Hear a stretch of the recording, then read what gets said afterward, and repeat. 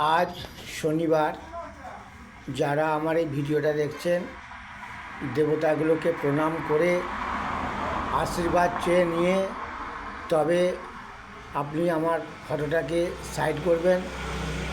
আপনাদের মঙ্গলের জন্যে আমি মন্দিরে এসেছি।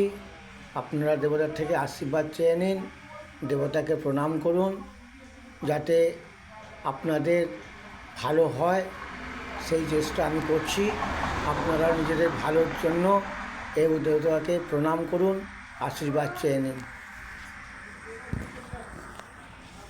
শনিবার, দেবতাকে অবহেলা করে যাবেন না, একটু প্রণাম করুন, আশীর্বাদ চেয়ে নিন, আপনাদের মঙ্গল হবে এই কামনা করি।